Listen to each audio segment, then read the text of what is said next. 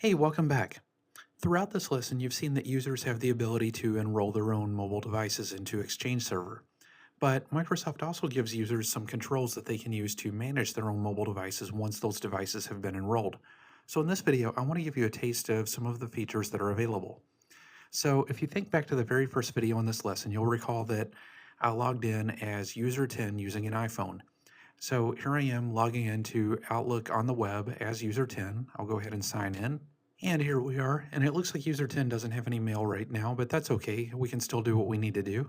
So what I'm going to do is I'm going to go up here and click on this icon that looks like a gear. This opens the settings menu for the mailbox. And I'm going to click on options, and we have all of these options that are available to us. Now keep in mind, I'm logged in as a standard user, not as an administrator. So all of these options affect Outlook on the web for user 10 in this case. So we have options related to mail, my account, the Outlook on the web layout rather. And then up here we have general and shortcuts. So I'm going to expand general, and we have my account, change theme, keyboard shortcuts, manage add-ins, and look what we've got right here, mobile devices. So I'm going to click on mobile devices, and it takes just a second to load. And here we have user 10's iPhone. So we can see the device, we can see the phone number. There is no phone number for this particular device, but if there were, it would show up here.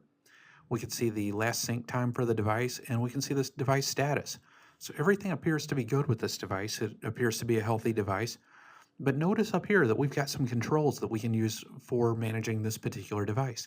And once again, remember, I'm logged in as the user who owns the device, not as an administrator. Now, the controls that are available are very similar to what the administrator has. For example, right here we have details. And if I click on this, we can see granular details for this particular device.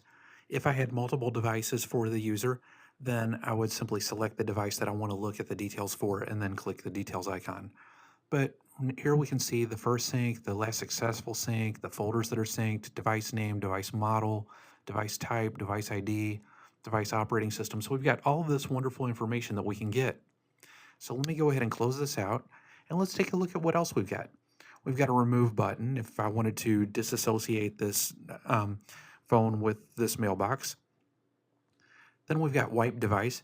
Now this is probably the most useful of the icons that are right here, because let's pretend that I'm an end user and it's the weekend. I'm out somewhere with my phone and something happens to it. I know I had it when I left home. I don't have it now. Presumably it's lost, stolen, whatever. And it's got lots of sensitive information on it. Maybe it's got access to my Exchange mailbox and I don't have a PIN or a password on this device.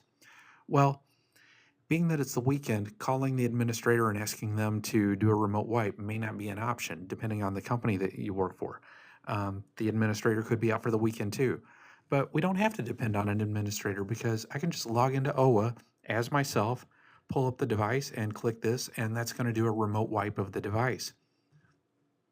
So what else do we have? Well, we've got two more icons. The next one is start logging. So if we wanted to log device activity, we could simply click this. And here we have device synchronization log, and it says if your device is synchronizing with Microsoft Exchange, you can request a log that shows interaction between Exchange and your device. If you request the log, it will appear as an attachment to a new message in your inbox. Do you want to continue? I'm not going to worry about continuing, but this is basically a diagnostic tool that's available to you. And then there's the refresh option. So if maybe I added a new device or I removed a device and it's not showing up here, oh, no problem. I can just refresh the list and Exchange will go and show me the latest device information.